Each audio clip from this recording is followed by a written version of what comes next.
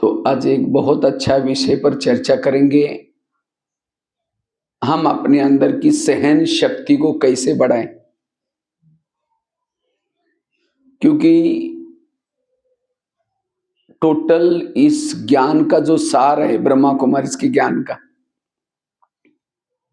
Total सार है। चाहे बीच बीच में बाबा ड्रामा का ज्ञान सुनाता है, जो हुआ वो अच्छा हुआ, ड्रामा रिपीट हो रहे हैं, हर एक का पार्ट अपना अपना है। ये सारा ज्ञान बाबा किसी लिए सुनाता है? सहनशील बनने के लिए। और जिन्होंने सहन करना सीखा वही योग युक्त बन सकता है। जिसने सहन करना सीखा वही आत्मिक स्थिति में स्थित रह सकता है। जिसने सहन करना सीखा वही खुश रह सकता है। जो सहन करना सीखता है वही दुआएं दे सकता है। जो सहन करता है वही क्षमा कर सकता है। वही अपकारी पर भी उपकार कर सकता है। देवता बनने के लिए सहन शक्ति बहुत जरूरी। जो सहन नहीं करता वो देवता कैसे बनेगा? एक पत्थर भी उसकी मूर्ति बनने के लिए क्या करता है? सहन करता है छेने रतुड़ी को, और तब जाकर के उसके युगों युगों तक उसकी पूजा होती है। तो एक पत्थर भी सहन करके पूजनीय बनता है। तो हमें इस संगम युग में जो भी हमारे सामने कोई बातें आएगी, परिस्थिति आएगी, उसको हमें क्या करना है? सहन करना है। लेकिन आज हमारे अंदर ये सहन शक्ति की कमी है, और उसके कारण हम जब योग में बैठते हैं, जो सारा दिन बातें जो निगेटिव आई, किसी ने परिस्थिति निर्माण की, वही बातें हमको योग में याद आते हैं। लाल लाइट चल रहा है, गीत बज रहा है, शुरू करेंगे मैं आत्मा हूँ, शांत स्वरूप हूँ। फिर कहेंगे मैंने क्यों बोला? फिर कहेंगे ठीक है मैं आत्मा हूँ, शांत स्वरूप हूँ। फिर कहेंगे 15 दिन पहले भी तो बोला था। फिर कहेंगे मैं आत्मा हूँ, शांत स्वरूप हूँ। फिर कहेंगे सबके बीच में क्यों बोला? कहाँ योग लगेगा? जो सहन नहीं करता उसको गुस्सा आता है। जो सहन नहीं करता उसके संकल्प निगेटिव ज्यादा चलते हैं, और जिसके संकल्प ज्यादा चलते हैं उसका मन भारी होता है। और भारी मन परमधाम में कैसा जाएगा? क्योंकि हमारा योग का साधन क्या है? मन। और दूसरा योग का साधन है बुद्धि। अब ये दो ही डिस्टर्ब हो गए तो योग कैसा लगेगा? ये दो तारे हैं। जब ये तारे परमधाम में जाते हैं तो परमात्मा का करंट, परमात्मा की ताकत आत्मा में आते हैं, और इससे आत्मा की ज्योति जागृत हो जाते हैं। आत्मा का दीपक जागृत होता है। लेकिन ये सहन शक्ति की कमी के कारण मन डिस्टर्ब होता है। और जब मन डिस्टर्ब होता है, निगेटिव विचार करता है, ज्यादा संकल्प चलते हैं, मन भारी होता है। एक लोहे का मन लेकर के ऊपर फेंक हो जाएगा, तो लोहे का मन ऊपर कैसे जाएगा? इसलिए अपने मन को क्या बना दो? मन बना दो। मन को क्या करो? हल्का रखो। इसलिए वर्तमान समय ये सहन शक्ति को बढ़ाने की जरूरत है। सहना यही गहना है। बाकी गहने पहनो नहीं पहनो, लेकिन कौन सा गहना पहनो?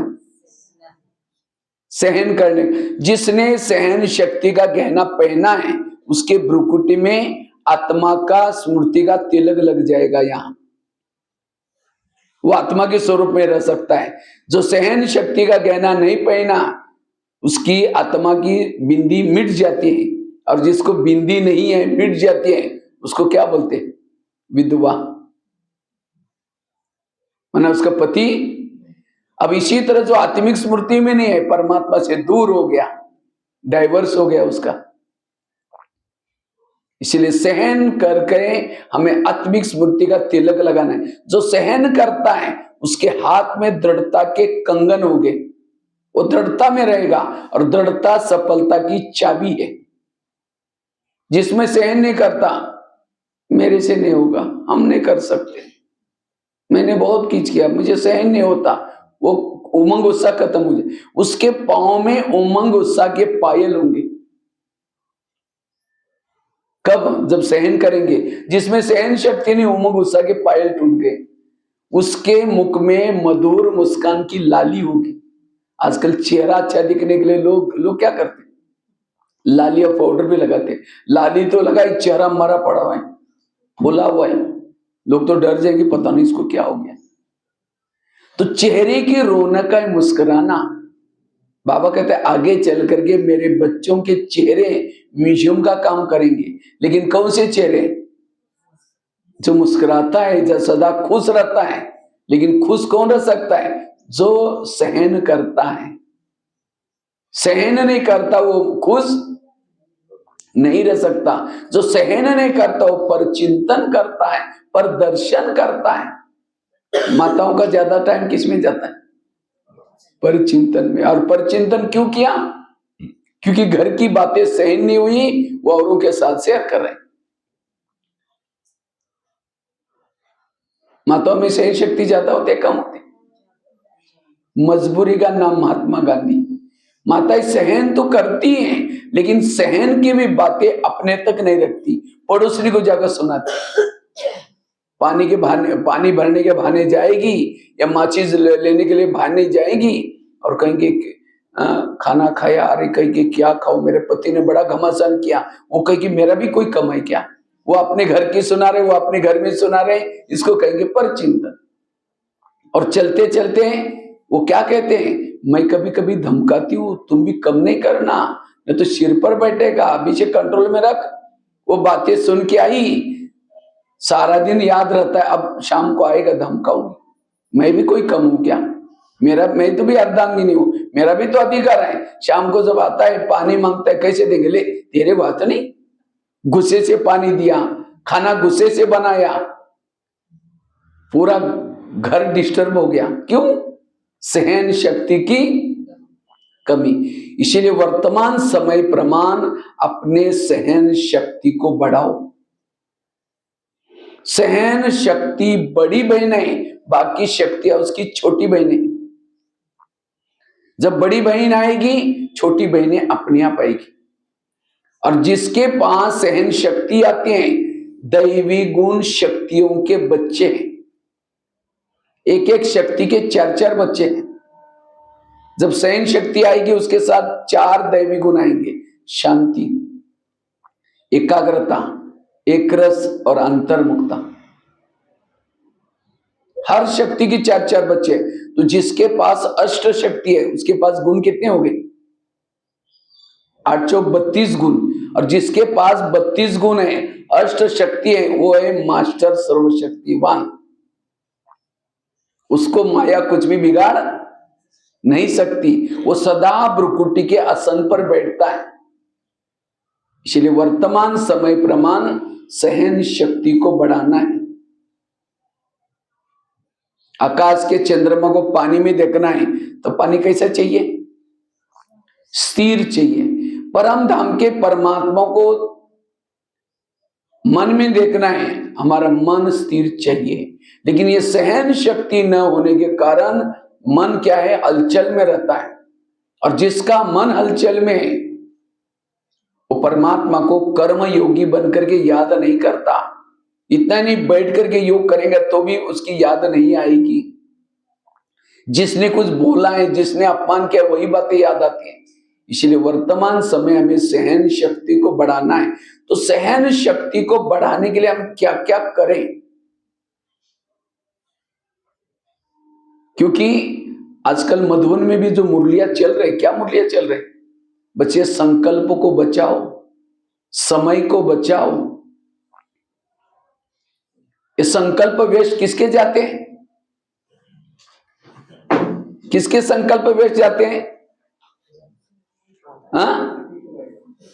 जिसमें सहन शक्ति नहीं, उसके संकल्प वेश जाते हैं। इसलिए वर्तमान समय अनुसार अपने सहन शक्ति को बढ़ाने के लिए संकल्प सदा पॉजिटिव बनाओ। तो सहन शक्ति को बढ़ाने के लिए सबसे पहली बात है, आत्म अभिमानी स्थिति में रहो। जो देह भान में आता है उसको सहन नहीं होता, देह भान वालों को सहन नहीं होता।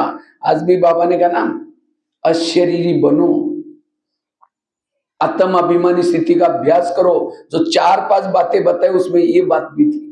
ये बाबा रोज ये आत्मा का पाठ पक्का क्यों करता है? क्योंकि बिना आत्म अभिमानी स्थिति से ये सहन शक्ति नहीं आएगी। जैसा बीज बोया ही नहीं, पानी दिया ही नहीं, तो वृक्ष आएगा ही नहीं। अब जब वृक्ष ही नहीं होगा तो फल भी नहीं लगेंगे। इसी तरह जिन्होंने आत्मा का अभ्यास किया ही नहीं, स्मृति का पानी दिया ही नहीं, उसके जीवन रूपी वृक्ष में ये नम्रता, धैर्यता, सहनशीलता ये फल है। फलों का कभी पुरुषार्थ नहीं किया जाता, बीज बोने का पुरुषार्थ किया जाता है। अगर मेरे जीवन में सहन शक्ति नहीं है, इसका मतलब मैं देह भान में हूं। देह भान वालों को कभी सहन नहीं होता। इसलिए कृष्ण अर्जुन को कहता है महाभारत में, हे अर्जुन, तुम मान अपमान निंदा स्तुति में भी कैसे रहो? समान रहो। कौन रह सकता है? जो आत्म अभिमानी स्थिति में रहता है। तो जितना आत्मिक स्थिति में अभ्यास करेंगे, क्योंकि आत्मिक स्थिति में रहने से हमें अति इंद्रिय सुख मिलता है, और जिसको अति इंद्रिय सुख मिलता है, ये अपमान निंदा ये फीका लगते हैं, वो आपको पता भी नहीं चलेंगे। कहेंगे छोड़ो, जाने दो, उसके पास सहन शक्ति आएगी। तो सहन शक्ति को बढ़ाने के लिए क्या करना है? हमें आत्मिक स्थिति को बढ़ाने का अभ्यास करना है। जो आत्मिक स्थिति में रहता है उनकी आंखें खुली हैं, कान खुला है, देखते हुए भी न देखने की अवस्था रहेगी। जो आत्मिक स्थिति में रहता है, रात को सोया है, रास्ते में चल रहा है, योग लगा रहेगा। आत्मिक स्थिति में रहने वालों का टाइम वेस्ट नहीं होगा। जितना आत्मिक स्थिति में रहेंगे उतना बाबा की याद रहेगी। इसलिए आत्म अभिमानी स्थिति में रह करके हमें सहन शक्ति को बढ़ाना है। जिस घर में लाइट होती है वहां भूत कहां रहता है? अंधेरे में। तो ये क्रोध, ये काम, ये विकार भी भूत कहां रहते हैं? जहां लाइट नहीं है। इसीलिए शरीर में आत्मा की लाइट जला कर रखो, ये विकार पे भूत भाग जाएंगे और गुण और शक्ति आएगी। इसलिए सहन शक्ति को बढ़ाने के लिए ये आत्मा का अभ्यास।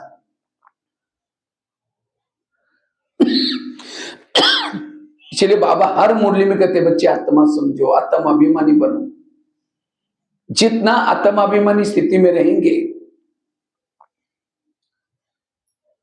उतना निगेटिव बात को पॉजिटिव बना सकेंगे, सहन शक्ति आएगी।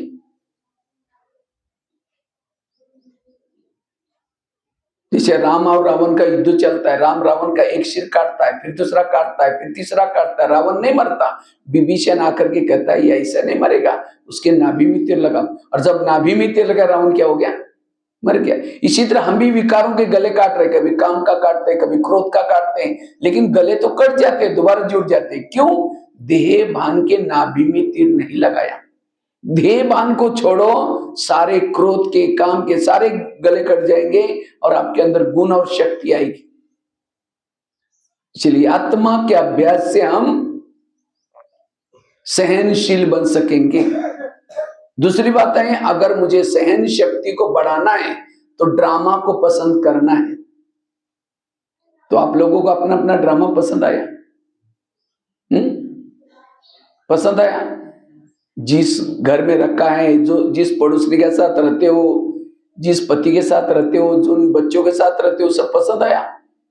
ये कई कहते क्या बाबा मेरा अपना ड्रामा बनाया, पति भी तंग करता है, सास भी झगड़ा करते हैं, बच्चे भी ठीक नहीं है, मेरा शरीर भी बीमार रहता है। इसलिए 5000 साल के बाद जब आप आएंगे, मेरा ड्रामा अच्छा बनाना, पति अच्छा देना, सास अच्छी देना, शरीर अच्छा देना, ताकि मेरे अंदर सहन शक्ति आएगी और हम पुरुषार्थ अच्छा कर सकें। तो किसको किसको ड्रामा बदलना है? क्योंकि आप डायरेक्टर, बाबा डायरेक्टर है, आप एक्टर हैं, एक्टर को पसंद नहीं तो डायरेक्टर बदल भी सकता है। तो किसको किसको बदलना है? हाथ खड़ा करो। अच्छा, सबको पसंद है, पसंद नहीं ड्रामा, ड्रामा को बदलना है। अभी क्योंकि मैं जाने वाला हूँ मधुबन में, अभी 31 तारीख को बाबा आने वाला है, तो मैं बाबा को जाकर के कमरे में कहूंगा, बाबा मैं नर्मदापुरम में गया था होशंगाबाद में, तो वहां एक क्लास में गया था, तो कुछ भाई बहनों ने कहा कि मेरा ड्रामा बदलना है, तो बाबा बदल देगा। तो दोबारा हाथ खड़ा करो। अच्छा, इतने लोगों को बदलना। अच्छा, जिनको पसंद है नहीं बदलना, नहीं मेरा जैसा वैसा ठीक है, वो हाथ खड़ा करो। मरा हुआ हाथ। अगर पसंद आए तो दोनों भी हाथ फटाफट ऐसे उठने चाहिए थे। क्योंकि अगर ड्रामा बदल देंगे तो ये जो ड्रामा बनाए, बाबा मिला, दैवी परिवार मिला, दीदी दादियां मिली, वो भी बदल जाएगा। क्यों? अगर आपका पति तंग ना करता, परेशान ना करता, सास तंग ना करती, तो आपको कोई बहनें बुलाती, माता जी थोड़ा ज्ञान सुनने के लिए आओ ना, कहेंगे बहन जी हमारे घर में बड़ी शांति है, नहीं चाहिए तुम्हारा ज्ञान।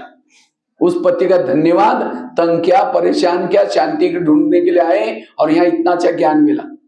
इसलिए ड्रामा को पसंद करो। जैसे भी परिस्थिति में रहते हो, जहां भी रहते हो, उस परिस्थिति को स्वीकार कर लो, तब जाकर के सहन शक्ति आएगी। मुझे लगता है मधुबन में लास्ट में जो मुरलियां चली है मधुबन में, गुलजार दादी के तन में बाबा आते थे, लेकिन लास्ट में उनकी तबीयत बिगड़ी थी गुलजार दादी की। 2016 और 17 की बात है। तो भी प्रोग्राम पहले से बने थे बाबा मिलन के, तो दादी को ऐसे स्टेज पर लाया जाता था, तो बाबा क्योंकि अव्यक्त आवाज निकालने के लिए थोड़ी ज्यादा मेहनत होती है, इसीलिए बाबा गुलजार दादी की आवाज में मुरली चलाते थे, लास्ट की मुरलियां। जिन्होंने सुना होगा उनको याद होगा। और मुरलियां क्या चलती थी? वाह ड्रामा वाह, वाह बाबा वाह, बाप के दिल में बच्चे, बच्चों के दिल में। अब एक एक मुरली में 60-70 बार आता था वो पॉइंट्स। तो कई भाई बहन कहते आजकल बाबा ऐसी मुरली क्यों चला रहे? टोटल ब्रह्मा कुमारी का ज्ञान का सारा है, वाह वाह। कोई गाली भी दे, क्या बोलेंगे? जोर से बोलो, वाह ड्रामा वाह। कोई झगड़ा करे आपके साथ, क्या बोलेंगे? वाह ड्रामा। कोई आपकी निंदा करेंगे, क्या बोलेंगे? आवाज ही नहीं आ रही। वाह ड्रामा। कोई आपके साथ झगड़ा करे, क्या बोलेंगे? वाह ड्रामा। कोई माता जी का पति शराब पी करके पिटाई करे, क्या बोलेंगे? अभी तो चुप ही हो गए। आप कहेंगे भाई जी कोई पति शराब पी करके मारे तो वाह वाह कैसे निकलेगा? तो भी इस माता को वाह वाह निकालना है, क्यों? उसके लिए तो पति तो बहुत मिले ना। सतयुग में मिला था, त्रेतायुग में मिला था, द्वापर में मिला था, अभी भी मिला है। सत्ययुग का पति तो बहुत अच्छा था, ना शराब पीता था, ना मारता था, ना पीटता था, सोने के महलों में रहता था, पुष्पक विमान घर के सामने था, वो देवता था। लेकिन क्या उस देवता रूपी पति के कारण बाबा मिला? और अभी का पति शराबी है, मारता है, पीटता है, उसके कारण कौन मिला है? तो सतयुग वाला देवता वाला पति अच्छा या अभी का पति अच्छा? हाँ? और इस पति के कारण 84 जन्म का भाग्य बन रहा है, वो सतयुग के पति के कारण भाग्य नहीं बना।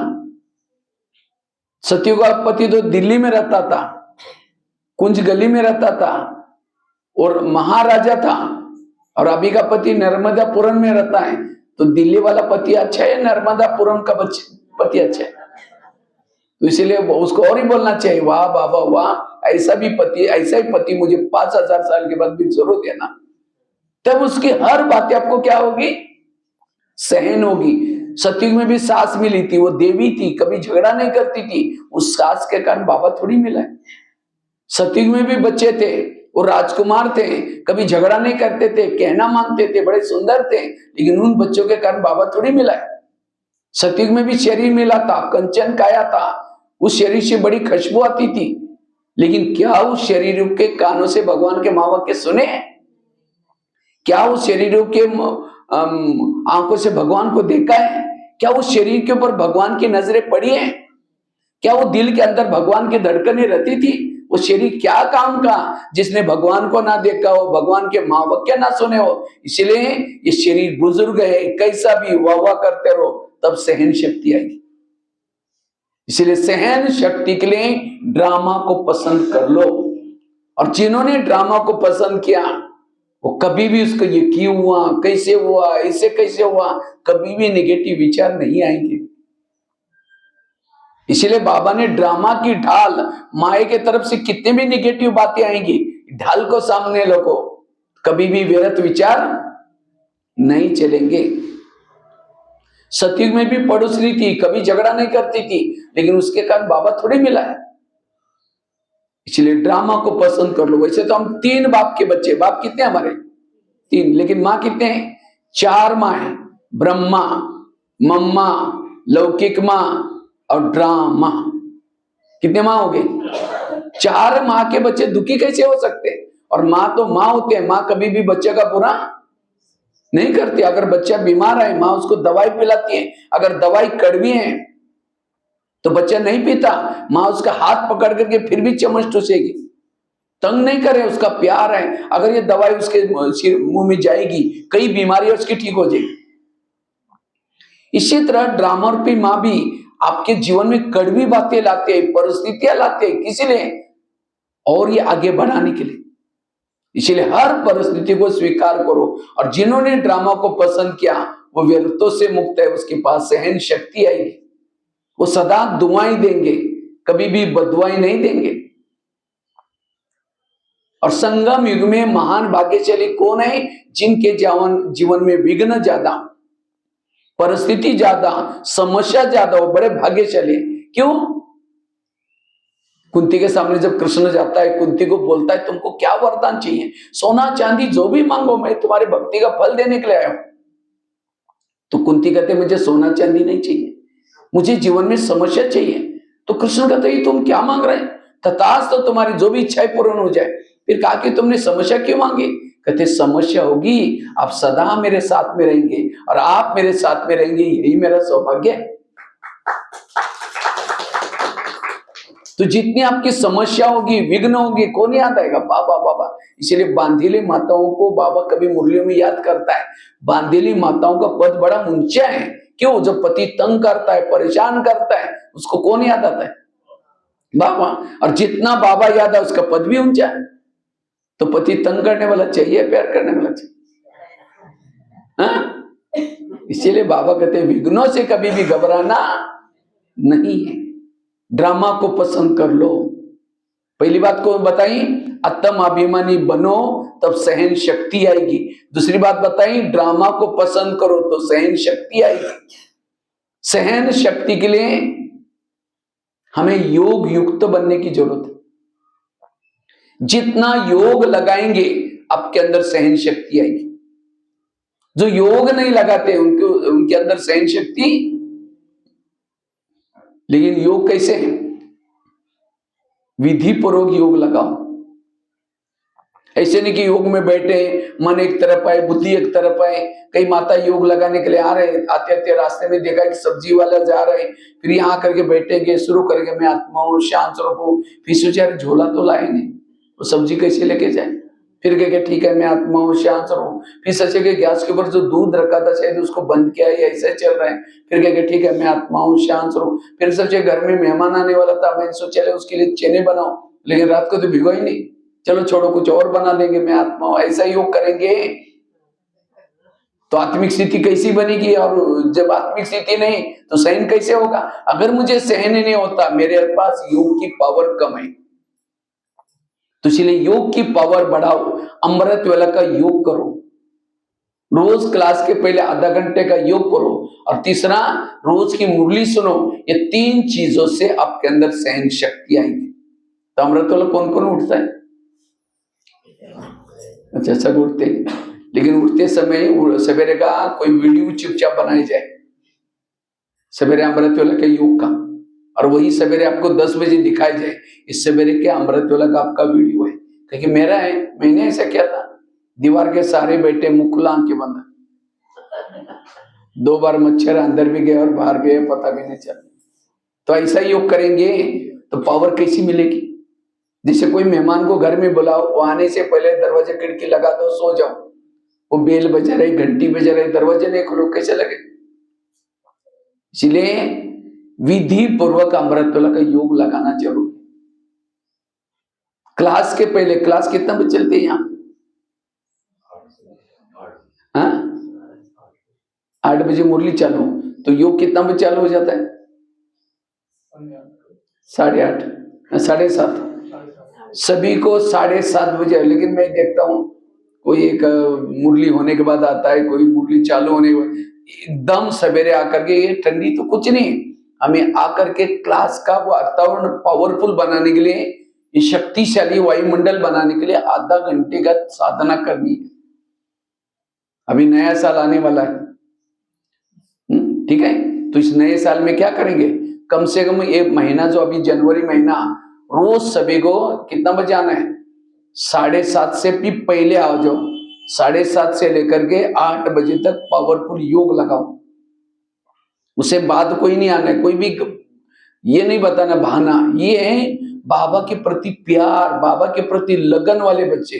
अब वो ढीला ढाला होकर के आएंगे, मुरली सुन के जाएंगे, फिर मुरली याद भी नहीं रहेंगे। जैसे खेती में बीज डालते हैं, पहले हल चलाते हैं, बाद में बीज डालते हैं ना, इसीलिए क्लास के पहले आकर के योग करना जरूरी है। और साथ में रोज की मुरली सुनना। अगर ये 3 चीजें करेंगे तो आपके पास सहन शक्ति अपने आप आएगी। इसीलिए सहन शक्ति को बढ़ाने के लिए योग, तपस्या, रात को सोने से पहले योग, नुमा शाम का योग, जितना भी जब भी टाइम मिलता है योग करो। जितना योग को बढ़ाएंगे सहन शक्ति आएगी, कभी भी गुस्सा नहीं आएगा। 3 चीजें बताई। चौथी बात है, अगर सहन शक्ति को बढ़ाना है, उसके लिए नेगेटिव बात को क्या बना दो? पॉजिटिव। बुराई को क्या बना दो? किसी ने गाली भी दी, क्या समझो?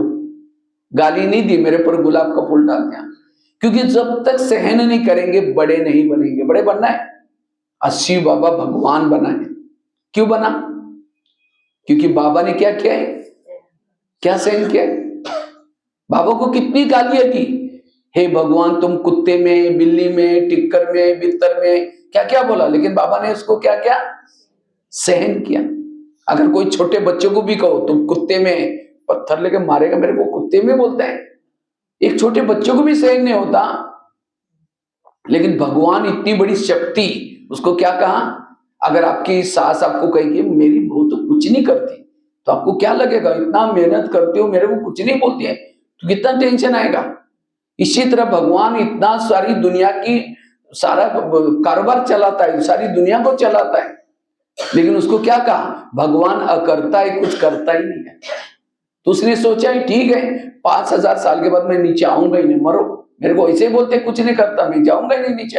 अगर भगवान धरती पर ना आता क्या हो जाता? कितनी विकार ये दुनिया में मानव जाति खत्म, क्या क्या हो जाता बताओ, सोचो। अगर 5000 साल के बाद भगवान धरती पर ना आता, एक ज्ञान ना पढ़ाता, दुनिया की हालत क्या होती? तो भी उसने किसी को नहीं बोला कि मेरे को ऐसे बोलते मैं जाऊंगा नहीं, आया। कहीं को सहन क्यों नहीं होता? कहीं को लगता मुझे और कुछ नहीं, जिस बच्चों को मैंने पढ़ाया लिखाया, छोटे से बड़ा किया, जब ये मेरे साथ कुछ बोलता है तब मुझे सहन नहीं होता। संसार का नियम है, जिसका भला करोगे वही आपका बुरा करेगा, उसको भी सहन करो, उसको भी दुआएं दो। देखो जिस बाबा ने हमको संगम युग में आकर के पढ़ाया, कितना पढ़ाया? रात रात जाग करके बाबा ने पढ़ाया। मधुबन में बाबा रात शाम को 6 बजे आते थे, कभी कभी सवेरे 10 बजे भी गए। एक संदल पर बैठ करके, एक जगह पर बैठ करके रात रात बैठ करके मुरलियां चलाई और देवी देवता बनाया। और वही आत्माएं जब सतयुग में जाते हैं, देवी देवता बनते हैं, सोने के महल में जाते हैं, तो बाबा को भोग लगाया। जैसे आपके बच्चों को आपने पढ़ाया लिखाया बड़ा किया, और जब उसकी शादी हुई आपको बुलाया नहीं, उसने अकेला शादी की, फिर घर भी बड़ा बनाया तब भी आपको बुलाया नहीं, तो आपको कितना टेंशन आएगा। सबको कहेंगे देखो मेरे बेटे ने मेरे को बुलाया नहीं, पड़ोसनी गई वो गई लेकिन मुझे नहीं बुलाया। इसी तरह हमने भी सतयुग में महल बनाया और सभी देवी देवता को बुलाया, लेकिन जिसने हमको महल दिया उसको बुलाया नहीं, उसको याद भी नहीं किया। तो बाबा को लगा, बाबा ने क्या किया? उसको भी सहन किया। इतना ही नहीं, द्वापर में गए, जो भला करके गया उसको गाली देना शुरू किया। और गाली भी अकेले नहीं दी, कार्ड छपवाया, सबको बांटा, हमारे यहाँ गाली देने का प्रोग्राम है, आप भी आ जाओ। और गाली देने के लिए क्या किया, माइक लगाया ताकि सुन ले ऊपर, हे भगवान तुम कुत्ते में है, बिल्ली में है, सर्वव्यापी है, तुम कुछ नहीं करता। और भगवान ने उसको भी क्या समझा, ये मेरी पूजा कर रहे, मेरी भक्ति कर रहे, दे रहे थे गाली, लेकिन उसको क्या समझा। और इसने ये भी नहीं सोचा जब मैं नीचे जाऊंगा, जिन्होंने मुझे गाली दी उनके गले दबाऊंगा, सोचा। जब ऊपर से आया ये भी नहीं सोचा, जब मैं अगले कल्प में नीचे जाऊंगा, जिन्होंने पिछले बार मैंने इतना उपकार किया था, रात भर पढ़ाया था, तो भी जब सुखी बने मुझे याद नहीं किया, उनको कभी देवता नहीं बनाऊंगा, दूसरे लोगों को बनाऊंगा, सोचा। जब ऊपर से आया क्या किया, गाली देने वालों को गले लगाया, अपकार करने वालों को। जब बाबा से मिलन मनाने के लिए जाते थे, कहा कि तुमने गाली दिया तो मेरी दृष्टि नहीं लेना, सोचा। इसीलिए वो भगवान है। बाबा भगवान ऐसा नहीं बना, क्योंकि सबसे ज्यादा सहन शिव बाबा ने, उसके बाद फिर ब्रह्मा बाबा ने, फिर मम्मा ने, फिर दादियों ने। इसलिए जितनी जो गालियां खाते, जो सहन करते, उतना बड़े बनते। बड़ा बनना कोई मासी का घर नहीं है। दही बड़ा खाते हैं या आप लोग मध्य प्रदेश में दही बड़ा खाते हैं? हाँ, माता ही तो जानते हैं ना दही बड़ा कैसे बनता है। रात को उड़द की दाल को पानी में भिगोते, सवेरे उसको मिक्सी में क्या करते हैं, पीसते, फिर आटे को लेकर के फेंटते रहते हैं। कब तक, ग्लास में आटा डाल, पानी रखेंगे थोड़ा आधा, फेंटा हुआ आटा डालेंगे, अगर डूब गया वो आटा बड़ा ठीक नहीं बनेगा, वो तैरना चाहिए, तब तक उसको फेंटते हैं। फिर गरम गरम तेल के अंदर डालेंगे, गरम तेल की कढ़ाई बनाते हैं, उसमें वो डालेंगे वड़ा बना करके। तो गरम तेल को भी सहन किया, जब करारा बन जाता है, लाल बन जाता है, निकाल करके ठंडे पानी में डालेंगे, ठंडे पानी से निकाल करके जोर से उसका पानी निचोड़ देंगे। अगर निचोड़ते समय टुकड़े टुकड़े हो गया, मेहमानों को नहीं खिलाएंगे, वो स्पंज की तरह साबुत होता है, उसको प्लेट में रखेंगे। फिर दही डालेंगे, फिर इमली की चटनी डालेंगे ऊपर से। इमली की चटनी में भी काला नमक, सफेद नमक, चीनी का बोरा होता है, उसके ऊपर भुना हुआ पीस करके जीरा पाउडर डालेंगे, फिर लाल मिर्ची भी डालेंगे, हो सकता है तो हरा धनिया भी डालेंगे। तब दही बड़े की प्लेट तैयार होगी, जिसके सामने आएंगे उसके मुंह में पानी आएगा, वाह बड़ा कितना अच्छा बना। तो बड़ा बड़ा कब बना, पिसा गया, फेंटा गया, तलाया गया, नमक लगाई, मिर्ची सारी बातों को उसने क्या किया, सहन किया। इसी तरह हमें भी बड़ा बनना है। कोई पीसते भी रहेंगे,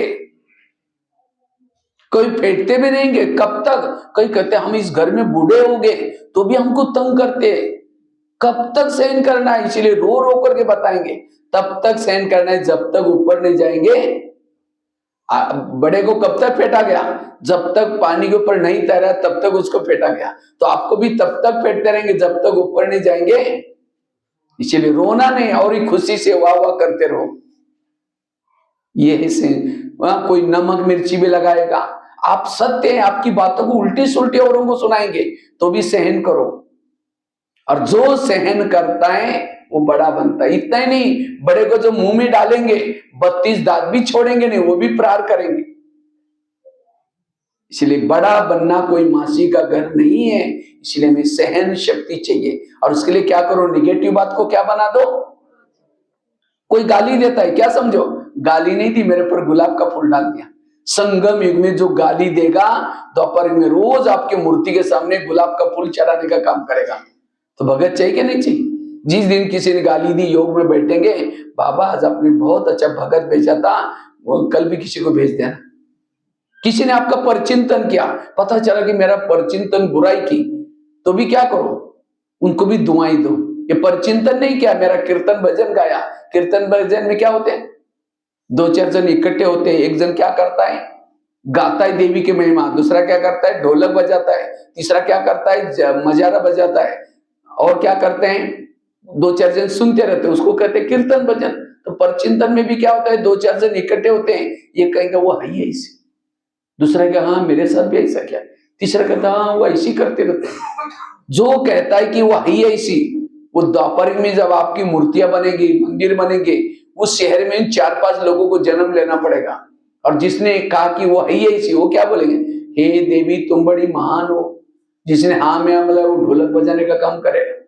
जिसने बीच बीच में हाँ वो ऐसी करते वो बीच में झांझ बजाएगा, और जिसने कुछ बोला ही नहीं था, सुना था, वो क्या करेंगे, कीर्तन सुन करके अपनी भावना को अच्छा बनाएंगे। तो कीर्तन भजन वाले चाहिए ना। इसलिए जिस दिन परचिंतन किया, योग में बैठेंगे बाबा को, बाबा आज अपनी बहुत अच्छी भजन मंडली भेजी थी, उन्होंने बहुत अच्छा भजन किया, आपका धन्यवाद, कल भी किसी को भेज देना। यह है निगेटिव को, जो निगेटिव को पॉजिटिव बनाना जानता है, हर परिस्थिति में दुआएं दे सकता है, पॉजिटिव रह सकता है, सहनशील बन सकता है। और मैंने केवल सुना ही नहीं, मैंने खुद भी किया है, क्योंकि आजकल हर एक के घर में कोई ना कोई तंग करने वाला एक व्यक्ति होता है, और हम उससे ज्यादा तंग है, कहते ये यहां से चली जाए, मैं बड़ी सुखी रह सकती, इसके कारण मैं डिस्टर्ब हूं। लेकिन वही व्यक्ति आपको महान बनाएगा। आज दुनिया को बदल रहे आप, क्या एक व्यक्ति को नहीं बदल सकते? बदलना मतलब उसका बदला लेना नहीं, बदलना मतलब किनारा नहीं करना, किसी को कंप्लेन सुना करके नहीं, मारपीट करके नहीं, कैसे बदलो, गुस्सा करके नहीं, शुभ भावना से बदलो। एक मेरा खुद का अनुभव आपको सुनाता हूं। मैं दिल्ली में रहता था, हम दिल्ली में 40 लोग रहते थे आपस में, जैसे यहाँ का राजयोग भवन है ना, काफी सारे भाई लोग, तो दिल्ली जोनल हेडक्वार्टर भी था, और प्लस वहां विदेशी लोग बहुत आते थे, फॉरेनर लोग आते थे मधुबन में जाने के लिए, वहां से होके जाते थे। तो वहां उनको खाना बनाना बड़ा कारोबार था। वही दिल्ली घूमने के लिए जब आते थे, वहीं पांडवन में रहते थे, तो वहां मेरी सेवा थी किचन में भोजन बनाने की।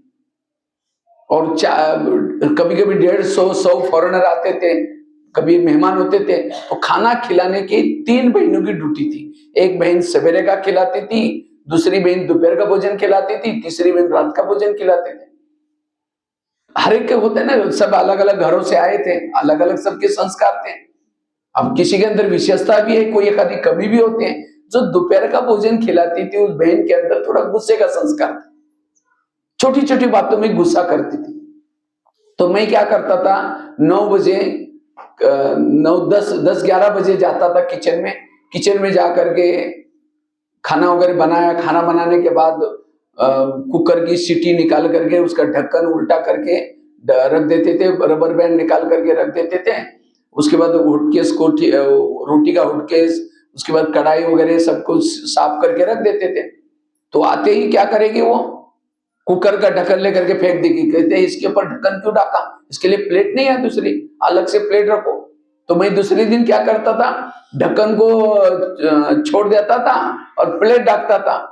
जिस दिन प्लेट ढकी, कहते प्लेट क्यों ढकी, इसका ढक्कन कहाँ गया, इतना झूठे बर्तन क्यों किया। मैंने कहा कल तो आपने बोला था, जैसा बोला, और फिर गुस्सा करना। जिस दिन प्लेट रखते थे प्लेट क्यों ढका, जिस दिन ढक्कन ढका ढक्कन क्यों रखा। तो मेरे पास इतनी सहन शक्ति तो थी नहीं उस समय, तो मेरे संकल्प चलना शुरू हो जाते थे। वो आती थी 12 बजे, मेरा 9-10 बजे से बाबा को याद करने के वजह वही संकल्प चलते थे। उसके बाद वहां जैसे पत्थर वगैरह लगा रहता ना किचन में, तो कहते थे मिर्ची का टोकरा नीचे रखा करो। मिर्ची है, नींबू है, कुछ ऐसी चीजें होते हैं, वो छोटा सा टोकरा नीचे रखा करो, ऊपर पता नहीं चलता। तो मैं जब नीचे रखता था, कहते थे ये घमासान क्यों किया, ये पत्थर किस लिए लगा, यहाँ रखा करो। अब जिस दिन ऊपर रखते थे, कहते मिर्ची का टोकरा कहाँ है, हमने कहा ऊपर, कहते नहीं नीचे रखा करो। जिस दिन नीचे रखा, क्यों नीचे क्यों रखा, ऊपर रखा, ऊपर क्यों रखा। और वो बहन सवेरे फ्री रहती थी, तो वहां एक बहुत बड़ा हमारा भवन था, तो वहां बहुत सारे बाथरूम थे। एक जमादारनी आती थी, तो उस बहन की एक ड्यूटी लगाई थी, जब भी जमादारनी आते बाथरूम को खोल के देना है और विम पाउडर डालना है और साफ कैसी करते हैं वो देखना है बस। तो उसके लिए फिर जाते समय उसकी ड्यूटी थी कि दो ताजी रोटी देना है और साथ में बचा हुआ बासे वो भी देना है। वो कहती थी ताजी को अलग कागज में फोल्ड करो और बासी को अलग रखो। तो जिस दिन मैं अलग रखता था, कहते 2 बटन किसी ने, मैंने कहा एक में ताजी एक में बासी। कहते 2 पकड़ करके कौन लेके जाएगा, एक में रखो। जिस दिन में एक में रखते थे, कहते बासी का है, हमने कहा अंदर, ताजी का अंदर। कहते नहीं, वो कहते मुझे अलग अलग चाहिए। अब मुझे तो ये नहीं था। अब जिस समय में किचन में जाता था, योग लगने के बजाय, मुरली की बातें याद करने के बजाय वही चिंतन चलता था निगेटिव। और शाम के समय जब योग में बैठता था, जब योग में बैठता था शुरू करता था मैं आत्मा हूँ, शांत स्वरूप हूँ, फिर जो किचन में जो भी रामायण महाभारत वही सामने आता था। आंखों से तो बाबा दिखता था, लेकिन मन बुद्धि में विरस चिंतन चलता था। कभी कभी लगता था छोड़ो, यहां से छोड़ के चले जाते हैं, इस तरह से कभी निगेटिव चिंतन। तो सारा दिन निगेटिव चिंतन, कर्म योग नहीं है, बैठकर योग ठीक नहीं, और उसका कारण फिर अमृत वाला भी डिले होने लगे। अमृत वाला योग में बैठते नींद आती थी। मैंने अपना मौन का बिल्ला लगा था एक, मैंने सोचा कि मेरे से अपशब्द न निकले चले, लेकिन भले मुख का मौन रहता था, लेकिन मन में मौन कैसा रहेगा, मन में तो संकल्प चलते थे। तो ऐसे कई दिन उसने मेरे को बोल के रखा था कि जमानदारनी आई है ना, अपनी रोटी बनाकर रखना, अपना काम है। तो एक दिन क्या हुआ, 2-4 दिन जमानदारनी आई नहीं थी। उसने जैसे मैं कहा अपना बंडल बनाकर रखता था, उसने बोल कर रखा था। तो उसी दिन बाबा ने एक मुरली में कहा था, बच्चे निगेटिव को क्या बना दो। मेरे पास इतनी सहन शक्ति तो थी नहीं, तो एक दिन मुरली चल रही थी, मुरली में एक स्लोगन था, बच्चे निगेटिव को क्या बना दो। तो मैंने उसको सहन शक्ति को बढ़ाने के लिए ये पॉइंट को प्रैक्टिकल में करना शुरू किया। जब भी मैं किचन में जाता था 2 मिनट बाबा को याद करता था। मैं सोचता था मैं आज किचन में जाऊंगा, बाबा उस भगत को भेजेगा, आज पता नहीं किस प्रकार के फूल लाएगा, आज अच्छी डाटा अच्छी तरह बोला तो समझो खुशबूदार फूल डाले, आज कुछ बोला ही नहीं तो कोई फूलों की पूजा ही नहीं हुई। अपने आप को तैयार करके जाता था। जैसे वो बोलना शुरू करते थे, मैं अंदर से बाबा को कहता था, शुक्रिया बाबा, धन्यवाद बाबा, आज कितने अच्छे फूल पड़ रहे। इतना सारा बोलने के बाद मैं धीरे से, फिर जब बोल करके चुप रहने के बाद मैं धीरे से बोलता था, बहन जी ओम शांति। कहते इतना सारा बोला, कुछ फर्क नहीं पड़ा। मैं तो सोचता था मेरी तो पूजा हो गई। उसको नहीं बोलता था मेरी पूजा की, नहीं तो और ही मेरे को चिढ़ जाती, कहते तुम तो। मैं अंदर से अपने आप को समझाता था। फिर शाम के समय जब बाबा कमरे में जाता था, बाबा कहता था, बाबा आज आपको बहुत बहुत धन्यवाद, आज बहुत अच्छी पूजा होगी। जिस दिन वो कुछ बोलते नहीं तो मजा ही नहीं आती थी। मैं कहता था बाबा आज मजा ही नहीं, आज पूजा ही नहीं हुई। तो मेरे अंदर सहन शक्ति बढ़ाने की संकल्प बंद हो गए। फिर आपस में पहले परचिंतन करते थे, जो भी वो बातें सहन नहीं होती औरों को शेयर करते थे। तो कोई कोई भाई भी मेरे को बोलते थे, अरे तुम भी बोला करो, तुम चुप रहो क्यों। लेकिन बाद में जब ये पॉइंट को मैंने ये करना शुरू किया, तो कई बोलते थे मेरे को, अरे वही जी डांट रहे, नहीं मुझे समझा रहे थे, अरे आपको डांट रहे, नहीं नहीं वो बहुत अच्छी है। तो धीरे धीरे मैंने सोचा अच्छे है। तो जब भी मैं किचन में जाता था, मेरे को लगता था वो बाबा भगत को भेजेगा, कितने आज पूजा होने वाला, तो खुशी बढ़ गई। तो ऐसे करते कई दिन तो हुए। एक दिन क्या हुआ, जमादारनी आई नहीं थी, मैंने अपना रोटी बना कर रखा था, और उसी दिन कुछ बहनें बाहर से आई थी, वो नाश्ता कर रहे थे, मैं भी अपना नाश्ता कर रहा था। उसी दिन पता नहीं कैसे उसको गुस्सा आया, वो रोटी के बंडल ला करके सीधा मेरे थाली में डाल दिया। इतना सारा क्यों बनाया, आप ही खा लो इसको। अब मेरी थाली नीचे गिर गई, सारी बहनें देखने लगी। तो मेरे को संकल्प चलने के बजाय, गुस्सा आने के बजाय, मैंने सोचा रोज तो फूलों से पूजा होती थी, आज तो बड़े गुलदस्ते मेरे ऊपर डाल दिया, इन गुलदस्ते से मेरी पूजा हो गया, आज का दिन कितना यादगार बनेगा। तो मैंने क्या किया, मेरी थाली उठा करके मैं धुलाई करने के लिए गया, और मैंने सोचा आज का डेट मैं नोट करके रखूंगा, आज का दिन मेरे लिए यादगार बनेगा। तो मैं क्या किया, मेरे पास हमेशा पेन या डायरी कुछ होता है, पेन डायरी होता है, तो मैंने डेट नोट करा था। इतने में वो बहन जी आई, देखा ये तो मुस्कुरा रहा है। तो मेरे को कहते, भैया क्या है, जमादारनी नहीं आई थी ना, उसका गुस्सा मैंने आपके ऊपर निकाला। तो मैंने उसको भी पॉजिटिव बनाया। माम ने कहा आप थोड़ी गुस्सा करते, आप तो इतनी अच्छी टीचर बहन जी है, बाबा ने आपको टीचर बनाया, निमित्त बनाया, वो तो कोई इविल आत्मा आपके अंदर प्रवेश करके गुस्सा करके चली जाते हैं, उस आत्मा का मेरे पिछले जन्मों का हिसाब किताब है। कहते वो आत्मा मेरे में क्यों आती। मैंने कहा आप आने देती इसीलिए आते हैं। कहते जब भी आएगी ना मुझे याद दिलाना। हमने कहा ठीक है, कल से याद दिलाएंगे। जब भी वो गुस्सा करती थी, मैं कहता देखा वो आत्मा या भी गुस्सा करेंगे, कह के नहीं नहीं हम आने नहीं देंगे। धीरे धीरे उसने गुस्सा करना छोड़ दिया। टाइम लगा, 3 साल लगे उसके लिए। 3 साल तक प्रयोग करता रहा धीरे धीरे। जब भी मैं पहले किचन में जाता था, क्योंकि लंबा समय तो वहां बैठना रहता था, तो कई बार क्या होता था, मैं कुर्सी डालकर बैठता, नहीं यहाँ कुर्सी नहीं डालना, कुर्सी को फेंक दे। लेकिन बाद में जब आती थी, भैया आज आप क्या पॉइंट नोट करें, आपके लिए कुर्सी ला करके दो। पहले आकर के काली का रूप धारण करती, बाद में शीतला बन गई। ये है पॉजिटिव। उसके बाद वो बहन की बदली हो गई, दादी ने दूसरे सेंटर पर कहा, तो एक दिन मेरे को कहते हैं भैया आप कभी फ्री है तो हमारे सेंटर में भी आओ ना क्लास करने के लिए। मैंने कहा कभी देखूंगा, मैं टाइम हो बताऊंगा। एक दिन मैं फ्री था तो मैं उसके सेंटर पर गया था। तो उसने जब जैसा मैं नजदीक जब आया तो मेरा स्वागत करने के लिए एक साइड पर माता, एक साइड पर भाई, सभी ने फूल डाले। फिर उस बहन ने मुझे एक बड़ा सा गुलदस्ता दिया। जैसा गुलदस्ता दिया मुझे जोर से हंसी आई। तो मेरे को कहते आप क्यों हंस रहे हैं? मैंने कहा मुझे कोई पुरानी बात याद है। मेरे को पुरानी वो रोटी वाला गुलदस्ता याद आया। कहा उस बहन ने रोटी फेंकी थी, आज वो क्या दे रहे?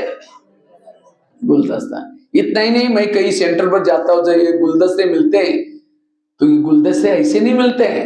आज हमने सहन किया तब जाकर इसका फल ये गुलदस्ता मिलता है। इसलिए बड़ा बनना कोई मासी का घर नहीं, उसके लिए सहन कर। कहीं नहीं तो कहीं को घर वालों को, गृहस्थी वालों को लगता है ना, और ये मधुवन में इतने अच्छे लोग हैं, यहाँ गृहस्थी में आओ तो पता चलेगा। लेकिन हम मधुवन वाले ऐसे बादल से थोड़ी गिरे, हमने भी ये सब बातें सहन करके वहां तक पहुंचे। इसलिए सहन शक्ति जरूरी है। जो सहन नहीं करता वो महान। इसीलिए निगेटिव को क्या बना दो? पॉजिटिव। बुराई को भी अच्छाई में बदलो। और भी मेरे जीवन की बहुत सारी एग्जाम्पल है। वैसे तो मैं 11 साल तक स्कूल भी नहीं गया था, तो 11 साल के बाद मन में आया मुझे कुछ करना है। तो 11 साल के बाद हमारे खेती से एक रोज बच्चा जाता था, मैं पीछे पीछे गया। एक मंदिर में स्कूल लगती थी, तो टीचर ने कहा पहले क्यों नहीं आए? हमने कहा सर मुझे पता नहीं। कहा कि कोई बात नहीं। तो पहले दिन टीचर ने 5वीं कक्षा में बिठाया और कहा कि पहले को सुनाएंगे तो भी सुन लेना, दूसरे को सुनाएंगे तो भी सुन लेना। रोज जब जाना शुरू किया, घर वालों ने मना क्या, अपने पैसे ने नहीं जाना। मैंने कहा मैं बिना पैसे का पढ़ूंगा। तो मैं क्या करता था, रद्दी सी पुरानी डायरी लाता था, पानी से धुलाई करके धूप में सुखा करके फिर लिखता था।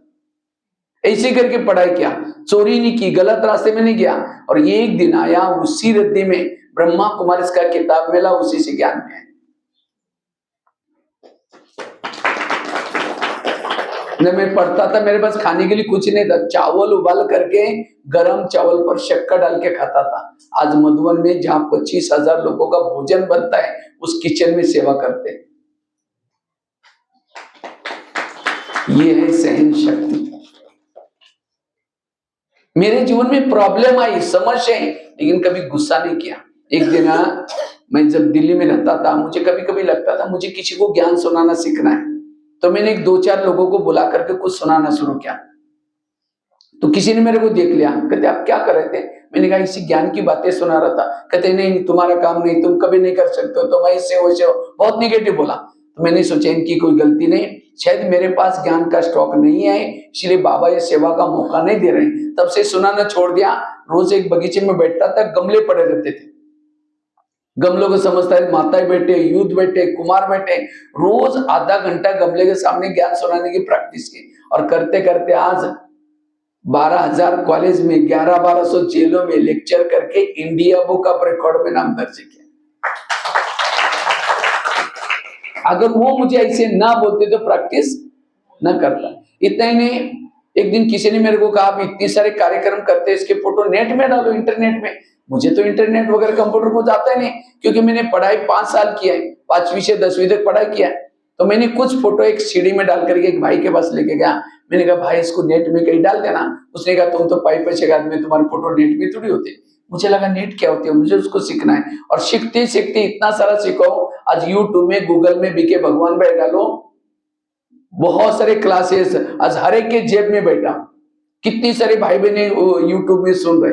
अगर वो मुझे ऐसा ना बोलता था प्रैक्टिस ना कर। एक दिन मैंने सोचा ऐसा ही, अगर एक लेक्चर करते 100-200 लोग सुनेंगे, अगर एक आर्टिकल छपेगा कितना लोग पढ़ेंगे। तो मैंने एक रात भर जाकर के एक लेख लिखा। लिखते लिखते 2 बज गए, फिर 4 बज गए। उसी लेख को एक फोटो कॉपी करने के लिए भाई के पास लेके गया। मैंने कहा भाई इसको फोटो कॉपी करो। उसने ऊपर नीचे देखा, पता नहीं, फाड़ के 25 टुकड़े करके कचरे में फेंक दिया। कहते तुम कभी लेखक नहीं बनोगे, जाओ बोल दे। अब कितना गुस्सा आना चाहिए।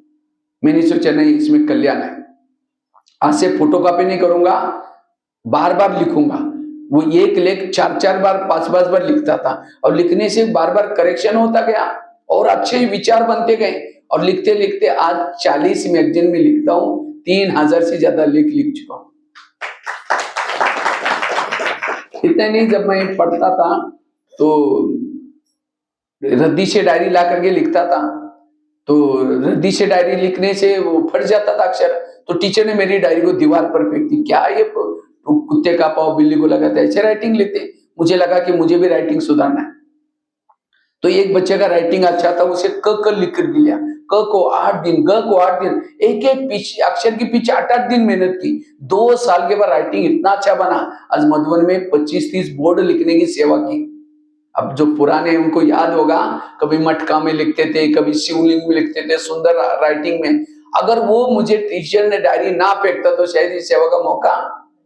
जीवन की हर परिस्थिति के पीछे कल्याण है, इसलिए मैंने केवल ज्ञान सुना ही नहीं कि सहन करो, सहन करने में बड़ा। आज मैं सहन किया तो आगे आगे बढ़ा ना, पीछे थोड़ी आता। माँ बाप ने नाम रखा था भगवान भाई, लेकिन उस नाम को सार्थक किया। सहन शक्ति, मुझे सहन करने का एक गुण बहुत अच्छा लगता है। कभी भी किसी के प्रति निगेटिव सोचना ये अच्छा नहीं लगता, इसलिए सहनशील बनो। कभी भी मुझे लोगों ने विघ्न डाले, उस विघ्न डालने वालों को मैंने अपना गुरु समझा। एक गुरु ने मुझे लेखक बनाया, एक गुरु ने मुझे आर्टिकल लिखना सिखाया, एक गुरु ने मुझे कंप्यूटर सिखाया, उन गुरुओं का धन्यवाद। इसलिए सहन, आज कईयों को लगता है मुझे और कुछ नहीं, जितना ये परिस्थिति आती है, और हर एक, कईयों को क्या लगता है हम ही दुखी है, हमारे जीवन में समस्या है। समस्या हर एक के जीवन में, और जो समस्या भगवान ने उसको दिया है उसका भला करने के लिए दिया है। अगर वो समस्या ना आती तो उसका भला ना होता। इसलिए एक माता थी, रोज भगवान को कोसती रहते, ऊपर देकर के कहते भगवान आपने कितना मुझे दुख दिया, कितनी परिस्थितियां दी, रोज गाली देते, बोलती रहते। आखिर एक दिन भगवान सामने प्रकट हो गया और कहा कि माता तुमको ज्यादा दुख है ना, दुख दिया ना मैंने पार्सलिटी किया, तुम अपने दुखों की सारी बातें लिख दो, एक चिटकी पर लिख दो, और उसी चिटकी के एक गठड़ी बांधो, और उसी गठड़ी को गांव के बाहर एक बड़ का पेड़ा वहां टांग के आना। तुम्हारा ज्यादा है ना, तुम्हारा छोड़ देना, और वहां दुखों की और भी गठड़ी है, तुम्हारा छोड़ करके तुमको जो भी पसंद आई छोटी मोटी एक लेके आना, क्योंकि दुख धाम में रहते हो तो दुख जरूरी है। तो माता बड़ी खुश हो गई, सारी अपनी दुखों की सारी बातें चिटके पर लिख दी, एक गठड़ी बंधाई और छोड़ करके आ गई। वो इसको बांध दिया बड़ के पेड़ को, लेकिन भगवान ने कहा दूसरी कोई भी लेके आना। उसको लगता है कौन सी लू, ये लू, ये लू, ये लू, ये लू, मूंझ गई। लास्ट में हिम्मत करके एक निकाली, लेके आ रही थी, तो उसको लगता है बस मेरा पति तंग करता है, सास कभी कभी झगड़ा करते, बाकी तो सारा ठीक है। अगर जिसकी मैं लेके जा रही हूं उसका पति शराबी होगा, सास कैसी होगी, घर कैसा होगा, इसीलिए वापिस गई, वो छोड़ दिया और अपना ही उठा के लेके आए। आज हर एक के जीवन में जो दुख है, परिस्थिति है, कल्याणकारी। इसलिए कभी भी जीवन में जब तक सहन नहीं करेंगे महान कैसे बनेंगे।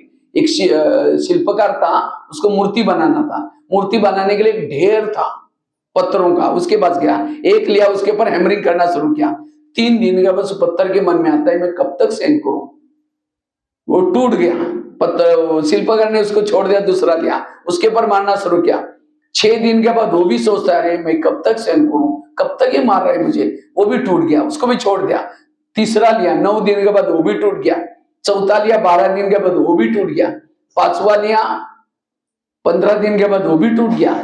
छठा लिया, उस पत्थर ने सोचा वाह मेरा भाग्य, मेरे पर छने रतोड़ी पड़ रहे हैं, उसको पॉजिटिव लिया। सहन करते करते 100 दिन हो गए, उसकी सुंदर मूर्ति बन गई। उस मूर्ति को बैलगाड़ी में रखा, गांव की परिक्रमा किया, तो कई लोग फूल डाल रहे थे, नमस्ते कर रहे थे, क्यों? सहन किया था। उसके बाद उसको एक मंदिर में प्रतिष्ठापित किया, साधु संत सब झुक रहे थे, क्यों? सहन किया। उसके बाद क्या किया, उसकी सीढ़ी बनाना बाकी थी। अब सीढ़ी बनाने के लिए शिल्पकार सोचता है अब इधर उधर से पत्थर लाने के बजाय जो टूटे उनको ज्वाइन करता हूं। तो सबसे पहले सीढ़ी में कौन सा लगाया, जो 3 दिन के बाद टूटा था, सबसे कम सहन किया था, उसको वहां लगा दिया पहली सीढ़ी में। दूसरा लगाया 6 दिन वाला, फिर लगाया 9 दिन वाला, फिर 12 दिन वाला, फिर 15 दिन वाला। और ऊपर तो मूर्ति थी, तो मंदिर में लोग जाते तो क्या करते, चप्पल पहली सीढ़ी के पास उतारते, जिसने सबसे कम सहन किया था 3 दिन। चप्पल उतर करके ऊपर जाते हैं, ऊपर से पहली का भी थोड़ा दर्शन करते हैं। क्यों? ज्यादा सहन किया था। और जिन्होंने और ज्यादा सहन किया, जिसकी मूर्ति बनी उसके चरणों में सिर झुकाते हैं, प्रसाद चढ़ाते हैं, भोग चढ़ाते हैं, उसकी पूजा ज्यादा होने लगी। तो एक दिन पहली सीढ़ी दूसरे को कहते हैं, ये हमारे ऊपर गंदी चप्पल उतर करके लोग अंदर कहाँ जा रहे हैं? तो तीसरी बोलते हैं, हमने बड़ी भूल की, जब हमारी मूर्ति बन रही थी उस समय हमने सहन नहीं किया, जिस पत्थर ने ज्यादा सहन किया उसका दर्शन करने के लिए लोग जा रहे हैं। देखो, भाग्य तो सबके सामने आता है, लेकिन उन्होंने इसी तरह पश्चाताप करके फायदा क्या? इसी तरह परमात्मा भी इस धरती पर आता है और सोचता है मुझे भी एक लक्ष्मी नारायण बनाना है। इसके लिए महाराष्ट्र, एमपी, यूपी सभी तरफ से पत्थरों को इकट्ठा करता है और उसके ऊपर ज्ञान और योग की छनी रतोड़े लगाता है। लेकिन कई कहते बाबा मुझे कब तक सहन करना है, मेरे को बोलते रहते, रोना शुरू करेंगे, फिर बाबा उसको विघन समस्या ज्यादा नहीं उस बाजू में रख देता है, फिर विघन कम हो जाते हैं फिर उसके। लेकिन जिसने ज्यादा सहन किया वो लक्ष्मी नारायण के समान। और जब सतयुग में दरबार लगता है, दरबार में जब लक्ष्मी नारायण आते हैं तो बाहर जो गेट पर जो दरबारी खड़ा रहता है, जहां सब चप्पल उतार करके जाते हैं, वह क्या बोलता है? लक्ष्मी नारायण पधारे करके आवाज लगेगा। तो वो भी ज्ञान में चलता था, लेकिन वो चप्पल के बाद ड्यूटी क्यों मिली? क्योंकि उसने सहन नहीं किया था। और लक्ष्मी नारायण जाकर गदीले पर बैठते, राजाई पर बैठते, क्यों? उन्होंने ज्यादा सहन किया। इसलिए जितना सहन करेंगे पद ऊंचा है, सहन करने से ही शहंशाह बनेंगे। इसलिए सहन शक्ति को बढ़ाओ। कभी भी रोना नहीं है, संकल्प चलाना ये भी रोना है, किसी को सुनाना ये भी रोना है। जो खुद रोता है, रोने वालों के आंखों के आंसू कैसे पहुंचेगा? और आज सहन शक्ति की कमी, इसके कारण कोई गुस्सा करता है, किसी को मार देता है, कोई किसी का मर्डर करता है, कोई नशा करता है। जो सहन नहीं करता उसके संकल्प ज्यादा चलते हैं, और जिसके संकल्प ज्यादा चलते हैं उस घर में लक्ष्मी वास नहीं करती, वहां बरकत भी नहीं होगी। जहां सहन शक्ति नहीं, रात को चैन की नींद नहीं आती है उसको। अब जिसको चैन की नींद नहीं, उसको पेट का खाना वा खाया डाइजेस्ट नहीं होता। जिसमें सहन शक्ति नहीं, उस घर में अशांति है, बरकत नहीं है, कितना भी कमाओ रख रख ही रहता है।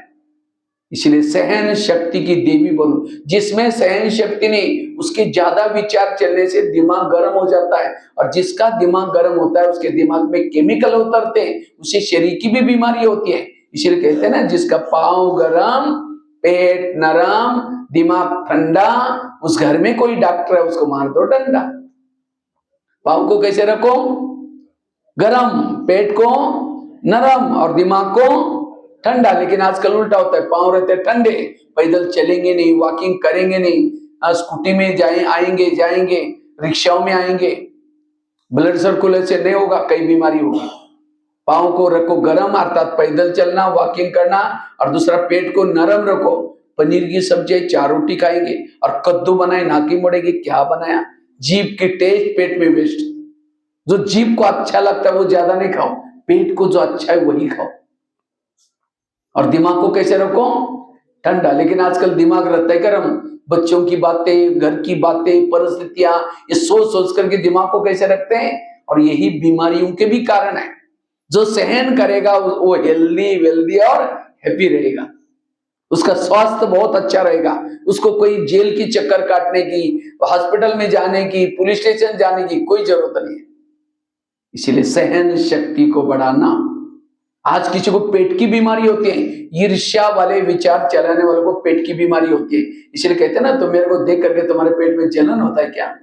आज किसी को दूर का कम दिखता है, दूसरे की बुराई को आंखें फाड़ फाड़ के देखेंगे। जो आंखें फाड़ता है, बड़ी बड़ी करता, आंखों की पुतली पल जाते हैं, फिर कहेंगे डॉक्टर जी मुझे आजकल धुंधला दिखता है। तो डॉक्टर चेक करता, कहता आपको नंबर लग गया, चश्मा लगाना पड़ेगा।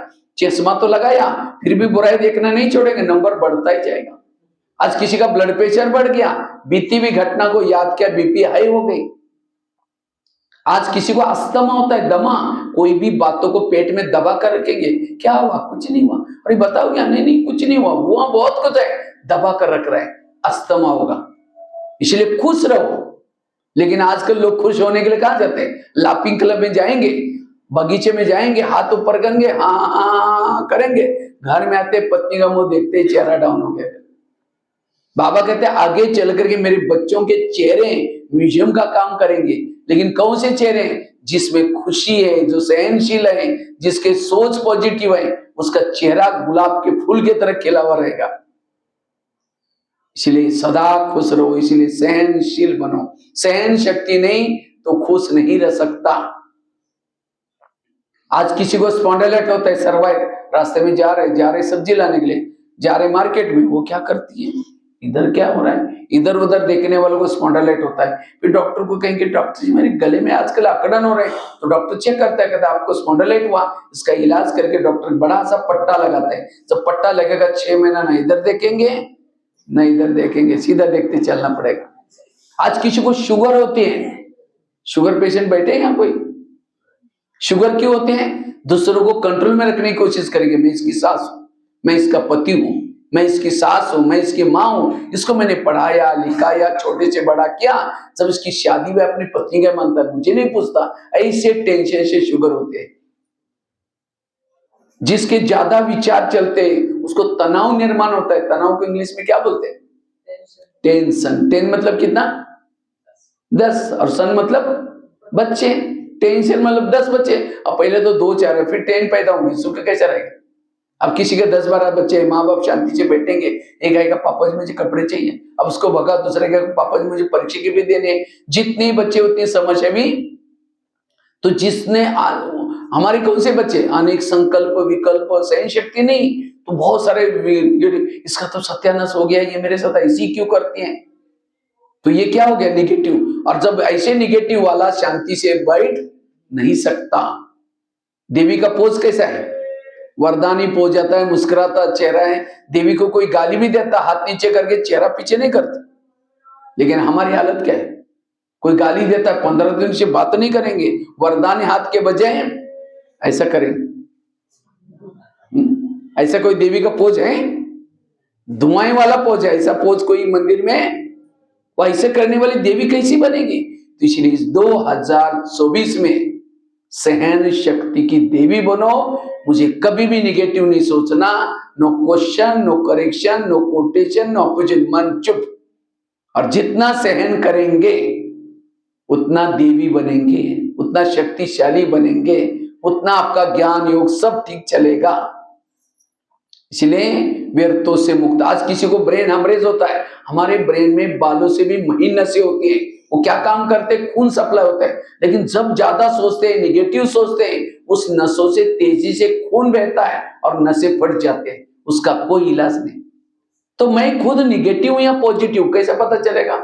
अगर सामने से कोई आ रहा है, उसको देखते हैं, रास्ता काट रहे हैं, चेहरा देखना पसंद नहीं करते, निगेटिव है। कोई आपके पति की महिमा करता है, अरे तुम्हारा पति तो बड़ा अच्छा है, तेरे को क्या पता वो क्या है, मैं जानती हूँ, तुमने तो दूर से देखा है, मैंने तो जीवन काटा है, उसकी महिमा नहीं सुन रहे, आप निगेटिव है, आपके पास सहन शक्ति नहीं है। अगर कोई सास की महिमा करता है, कहते हैं उस बुढ़िया की महिमा क्यों कर रहे हैं, वो कैसे है, मैं जानती हूँ, सहन शक्ति नहीं। जैसे कुकर को गैस के ऊपर रखेंगे, गर्म होता है, गर्म होते होते सीटी मारना शुरू करता है। कुकर सीटी मारेगा तो सब्जी पकाएगा, लेकिन कोई मनुष्य सीटी मारेगा? ये क्यों हुआ, मेरे साथ क्यों हुआ, उसने ऐसा क्यों किया? नफरत आएगी, घृणा आएगी, फिर एक दिन कहेगी तुम्हारा 3 साल से देख रही हूं, आज मुझे सहन नहीं हुआ, सीटी मार दी। गुस्सा है सीटी। कल संडे की मुरली चली ना, ये गुस्सा कोई कम नहीं है, ये गुस्से पर कंट्रोल करना, ये क्रोध रूपी भूत। इसलिए ये क्रोध क्यों आया? क्योंकि सहन शक्ति, सहन करने से क्रोध रूपी दुश्मन खत्म हो जाएगा। और जिस समय हम क्रोध करते हैं, सारा पुण्य भाग्य भस्म हो जाता है क्रोध रूपी अग्नि से। इसलिए हमें कभी भी क्रोध नहीं करना। और उसके लिए क्या करें?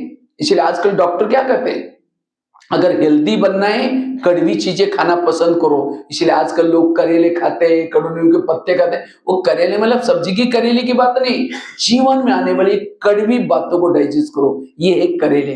पति ने तंग किया, परेशान किया, समझे आप यहाँ से घर जाएंगे, जाते लोग बोले हाँ ओम शांति में जाते हैं, घंटों तक 10-10 बजते वहीं बैठते हैं, वहीं जाकर के वहीं खा के आओ। अब ये बातें सुनते ही तुरंत मन में हलचल हो जाए, इसलिए पहले से यहाँ पक्के करके जाओ। अब मैं घर में जाऊंगी, जाती मेरी पूजा हो जाएगी। अगर कोई देवी की पूजा होती है, देवी क्या करते? आशीर्वाद। आपको भी कोई बोलना शुरू करेगा, आप भी क्या दो?